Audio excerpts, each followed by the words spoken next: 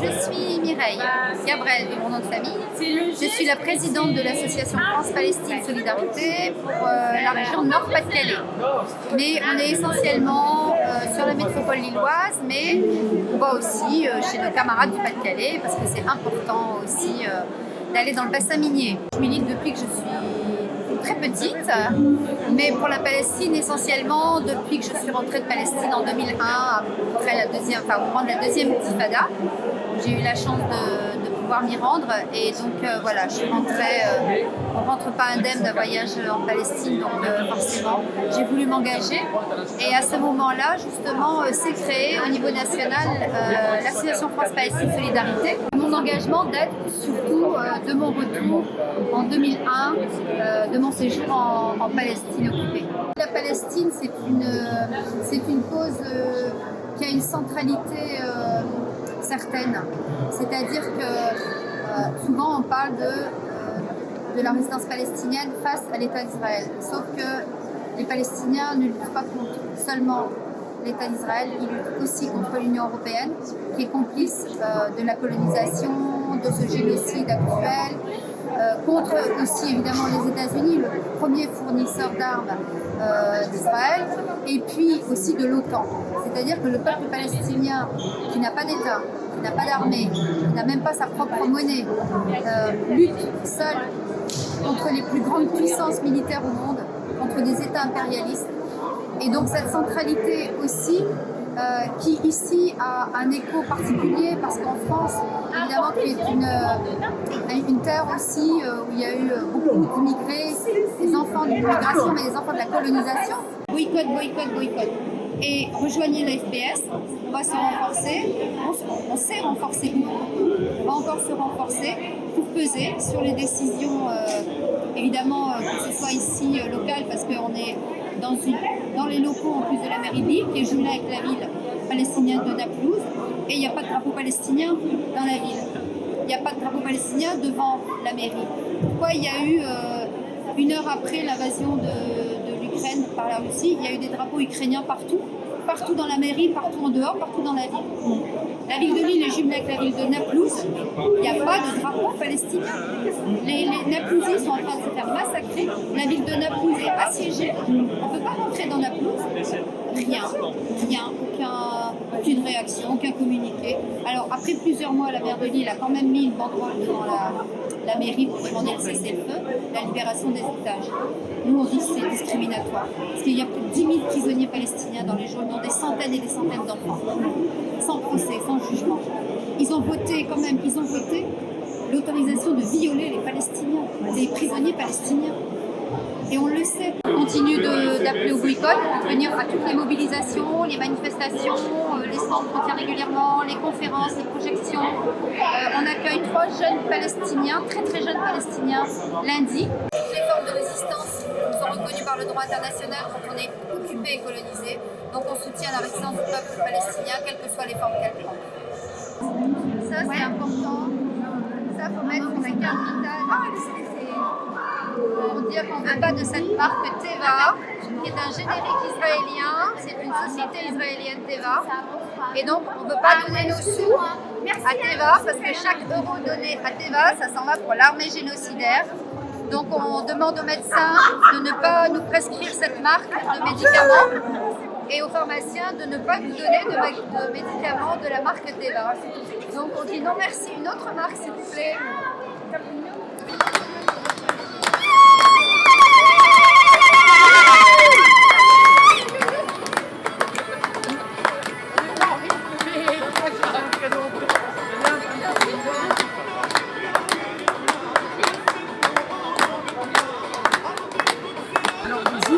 m'appelle Jamila, donc je suis militante à la FPS, donc déjà depuis un petit moment, beaucoup plus engagée forcément depuis le 7 octobre, voilà, parce que vu ce qui se passe en ce moment avec le peuple martyr palestinien, et surtout que moi, personnellement pour moi, on n'a pas tous les tenants et les aboutissants du 7 octobre.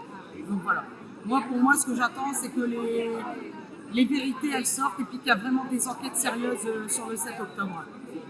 Vraiment. Vraiment, parce que pour moi, il y a eu énormément de fake news, de mensonges pour que ce peuple soit génocidé. Et moi, je pose le mot génocidé puisque c'est un génocide. Parce que je m'appelle Jamia et que je suis de confession musulmane, que ça va m'impacter plus que ça. Ça touche l'humanité tout entière. Je veux dire, voilà, chaque peuple opprimé,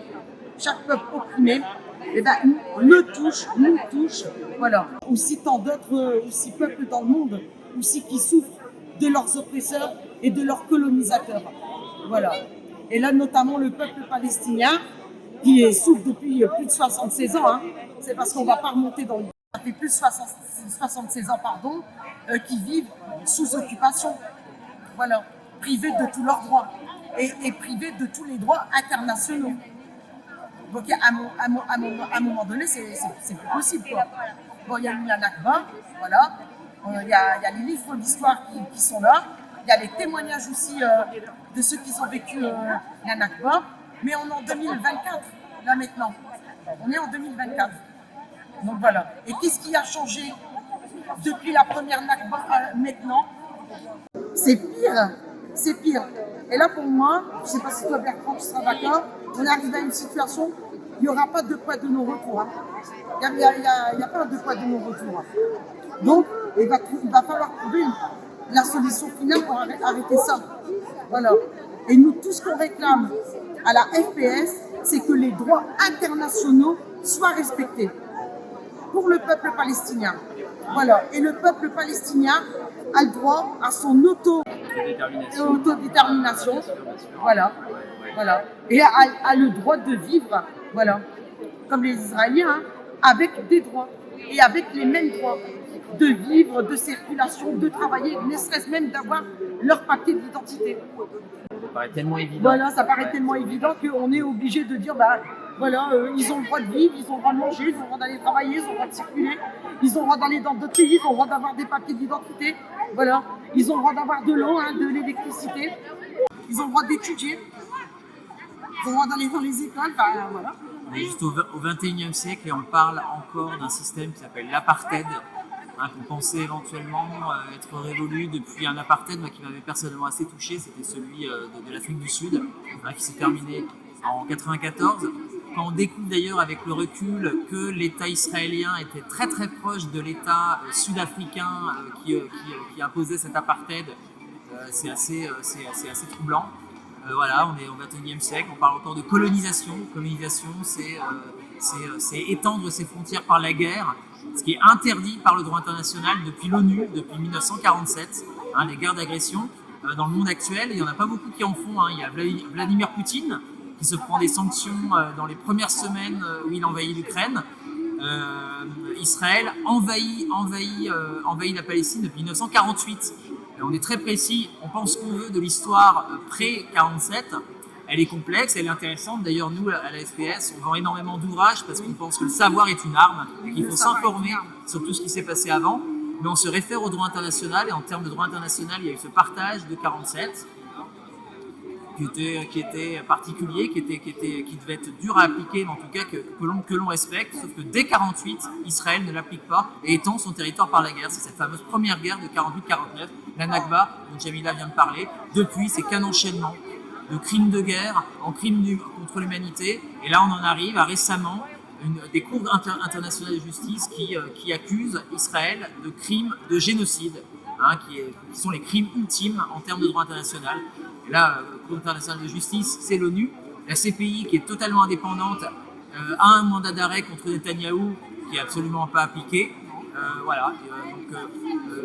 Israël utilise le droit international comme un vrai paillasson depuis 76 ans. pas oublier d'ailleurs que l'apartheid sud-africain a duré entre 48 et 94. Hein, c'est une cinquantaine d'années. Là, on en est à 76 ans. Oui, 76 ans. Et ça continue. Au jour d'aujourd'hui, j'ai pas les chiffres, hein, les chiffres infâmes qu'on est obligé de comptabiliser chaque jour, mais le génocide continue. Hein, officiellement, on parle de 50 000 morts à Gaza. Il y a cette fameuse revue de Lancet. Alors, il faut rappeler que c'est pas une étude scientifique, c'est un éditorial. En tout cas, des scientifiques, eux, estiment à quasiment 200 000 millions de morts. Hein, donc voilà, génocide pas pour rien. En termes de droit international, ils ont parlé de risque des génocides parce qu'ils peuvent tout simplement d'ailleurs pas enquêter. Pour enquêter sur un génocide, il faudrait pouvoir y rentrer à Gaza. Personne ne peut y rentrer. Les journalistes sont ciblés, sont tués. Personne en termes de droit international ne peut y rentrer. Donc voilà, ça va suivre son cours. Il nous faudra du temps. Pour traiter le 7 octobre. Je suis pas d'accord avec toi, Jamila. D'ailleurs, je vais me permettre, je vais quand même juste. Moi, j'attends avec impatience le nouvel ouvrage de Jean-Pierre Boucher que l'on estime énormément pour avoir fait ce petit fascicule, hein, qui est un engagé pour la Palestine depuis bien longtemps et qui va sortir en fait sur la maison d'édition Investigation, un ouvrage qui va s'appeler 7 octobre. Donc moi j'ai hâte. Voilà, faut connaître l'histoire. Là, ça fait 1 an. Là, on est en pleine urgence, on est en plein génocide. Nous, on fait partie de cette association dont l'objectif numéro 1 est le cessez-le-feu, hein, dans l'ordre des priorités. Le respect du droit international qui est bafoué, qui est utilisé comme un paillasson par Israël depuis trop de décennies. Voilà, dans l'ordre, hein, c'est fin de l'apartheid, fin de la colonisation. Et puis comme on disait en off, hein, voilà, c'est aux Palestiniens et aux Israéliens de décider de leur avenir, si tant est qu'ils puissent l'imaginer en paix. Hein, on ne décide pas d'un avenir quand on se prend des déluges de bombes tous les jours et qu'on est massacré. Hein, tous les jours, c'est des écoles qui sont massacrées, qui sont ciblées. C'est des travailleurs de l'ONU. Alors comme par hasard, dès qu'il y a des travailleurs de l'ONU, on en parle un peu plus que quand c'est des Palestiniens. Bien que d'ailleurs dans les travailleurs, il y a évidemment beaucoup de Palestiniens. Hein. Mais voilà, nos priorités sont celles-là. Hein, et on milite autant qu'on peut pour ces objectifs. Voilà. Et moi, je voudrais rajouter une chose aussi, qui me paraît très importante pour moi. Comment les jeunes qui vont se lancer dans le droit, international, comment ces jeunes-là, dans leurs études, est-ce qu'on va leur dire, vous voyez le droit à quoi il sert et comment il est appliqué. Et pour qui. Ouais. Voilà. Il y est pour certains et il n'y est pas pour d'autres. Comment ils vont faire leurs études, ça va être quoi leur thèse en fait sur ça, d'acheminer en fait un raisonnement en disant bah oui c'est bien beau, nous on fait des études dans le droit international mais on voit que pour une population le droit international n'est pas respecté, pour d'autres c'est respecté. Donc je sais pas, hein, moi, je m'interroge, je voudrais bien des fois avoir l'avis aussi des étudiants en droit international pour voir eux ce qu'ils en pensent quoi. En tout cas, ils sont déjà accusés. Netanyahou n'a pas le droit de mettre le pied, par exemple, en France. Macron qui se refuse toujours à sanctionner Israël. Si Netanyahou mettait le pied en France, il serait enfermé. Hein, c'est ça qu'on appelle un mandat d'arrêt international. Hein, donc le droit international n'est pas appliqué, mais ils sont déjà condamnés. C'est ça qui est fou en fait. Il y a un nouvel ouvrage qui vient de sortir. Je vais en faire aussi la pub. On n'oubliera pas aussi que Karim Khan a subi d'énormes pressions des Américains justement pour revenir sur la décision du mandat d'arrêt. Hein. Il vient tout juste de sortir, hein, c'est un militant de notre cause, hein, Saïd Bouamama, qui vient de sortir cet ouvrage. Et alors vraiment sans l'avoir lu, je ne vais vraiment pas parler d'un livre que je n'ai pas lu, ça c'est vraiment pas, mais je crois comprendre qu'il s'agit de replacer géopolitiquement l'endroit dans le monde où se situe Israël et de savoir pourquoi le droit international, par exemple, n'est pas appliqué pour ce pays-là. Et qui ça sert de ne pas appliquer en fait le droit international concernant ce pays-là. Donc évidemment, on a quelques indices, hein, les États-Unis, l'Europe, pour quelles raisons? Bon, moi je pense que parlons des ventes d'armes. Hein. La France, pourquoi elle s'implique aussi peu? Parce qu'on vend des armes. La France est, si je ne me trompe pas, le 6e vendeur d'armes au monde actuellement. Dénoncer ces gens-là, ce serait vendre moins d'armes. Bon, c'est des circuits infâmes qui font qu'aucune sanction n'est prise. BDS qui veut dire boycott, désinvestissement, sanctions. Ça marche en anglais, donc c'est pratique. Qui est une campagne de boycott qui a été créée en fait en 2005. Hein. Donc ça date pas du mois d'octobre. À la demande de la société civile palestinienne, hein, c'était plus de 170 associations, partis politiques, syndicats de la société civile palestinienne C'est Omar Barghouti qui a lancé ça et qui a décidé de lancer ça de manière non violente. La lutte armée est autorisée quand on est colonisé. Hein, on n'a pas le droit de tuer des civils, mais la lutte armée est autorisée par le droit international. Omar Barghouti a voulu lancer, comme en Afrique du Sud dans les années 60, une lutte pacifique. Et donc ça fait 20 ans qu'il a lancé. Et nous, on se sent solidaires de répercuter cette action de boycott international. Hein, donc faut savoir que c'est les Palestiniens eux-mêmes qui désignent les cibles. AXA qui suite à plusieurs années de boycott, en fait, s'est retiré d'Israël. Ça y est, succès. Puma, il y a quelques années, qui s'est retiré. Donc ça, par exemple, quand tu nous demandes pourquoi on est là, c'est l'un de nos gros axes, c'est d'informer sur cette campagne de boycott. Un petit Français, un grand, une Française ou un Français, en fait, ce qu'il peut faire en France, à Lille, il peut participer à cette campagne. Et on pense qu'on veut du boycott, ça marche. C'est plus seulement ce qui vient des colonies illégales. Maintenant, c'est boycott total, comme en Afrique du Sud. Et dans tous les domaines, boycott académique, boycott sportif, boycott économique, boycott culturel, c'est boycott total. C'est vrai que la campagne de boycott, faut aller la chercher. Et c'est pas les médias officiels qui vont nous parler de BDS. Puis après, parmi nos actions, on fait venir des historiens palestiniens, parce que c'est un pays qui a une histoire, même s'il n'est pas reconnu par assez de pays dans le monde. Là, on va faire venir dans 10 jours Sabri Giroux, qui est un historien palestinien, qui vient de faire un ouvrage qui s'appelle La Palestine en 50 portraits. C'est un pays multimillénaire de culture, donc c'est important de savoir ça. Hein, de nouveau, le savoir est une arme. Donc on vend des livres pour s'informer. Hein, malheureusement, on n'a pas l'occasion d'aller en Palestine. On a un camarade à nous, militant, qui est palestinien, dont l'entrée en Cisjordanie a été interdite il y a 10 jours. Hein, il a été bloqué à Amman. Il n'a pas eu le droit. C'est un pays qui se dit démocratique, qui interdit à ses citoyens de rentrer dans les frontières du pays. Ça paraît, mais n'importe quel pays dans le monde agirait de cette manière-là, mais serait accusé de tous les... D'ailleurs, ils le sont accusés. Ça ne change rien. Il y a l'ère d'Internet avec tous les réseaux sociaux qui peut y avoir, où on a des vidéos à l'instant T. Hein. Je veux dire, nous, tout ce qu'on voit des massacres et tout... Pourquoi continue-t-il à être soutenu de cette manière-là? Moi, je ne sais pas. Voilà, ça c'est le grand mystère. Ils ont aussi des infos dans le monde, donc ils savent qu'il y a les peuples, les soutiennent. Donc même pour eux c'est important. En septembre 2023, avant le 7 octobre, donc septembre 2023, Netanyahou est parti à l'ONU avec la nouvelle carte d'Israël où Gaza avait disparu. Septembre 2023, hein. Voilà. Aux yeux du monde entier, donc voilà, ça pose pas de problème à l'ONU, qui fasse montrer, le grand Israël, il n'y a plus de Gaza. Voilà. Donc qui dit plus de Gaza, oui, hein. Voilà. Et qu'est-ce qu'on va découvrir après? Il y a tous les dommages à côté, hein. Il n'y a plus de soins, il n'y a plus, ils ont détruit à 80% la bande de Gaza. Donc ça c'est détruit, voilà. Il n'y a plus d'école, ils ont tout détruit, tout ça. Donc il y a aussi toutes les maladies. Psychologiquement, comment vont sortir de ça les survivants? Comment vont sortir? Là, vous avez quand même des milliers d'enfants qui sont orphelins de père et de mère. Ils auront tué tous leur père et leur mère. Donc, ils sont dehors en train de errer. Je veux dire, c'est l'humanité normalement qui doit s'offusquer de ça. C'est l'humanité. Il ne faut pas oublier qu'il n'y a pas que les bombes. Ils les snipent aussi. Ils leur tirent des balles dans la tête et dans le cœur. Vous vous rendez compte? Je veux dire, déjà, une bombe, ils sont en miettes. Vous êtes maman, vous allez aller ramasser les morceaux de votre enfant, mais on meurt d'une crise cardiaque.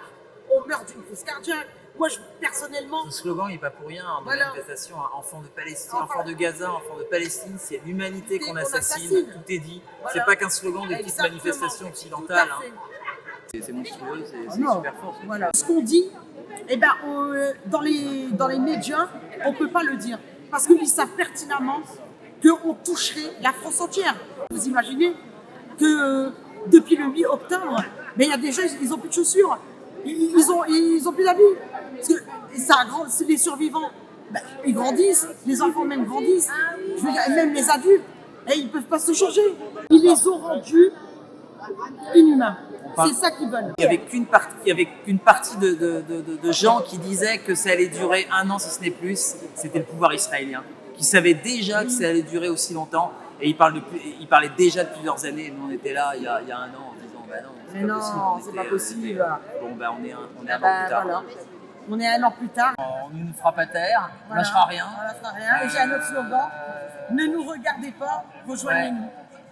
Nous, on est vraiment dans cette information-là. C'est pour ça qu'on se présente à la braderie et qu'on essaye de discuter avec le plus de gens possible pour essayer de rameuter, pour expliquer que c'est pas un conflit. Un conflit, c'est quand les deux parties sont d'égal à égal. Mais non, c'est pas un conflit. Il y a un colonisateur et un colonisé.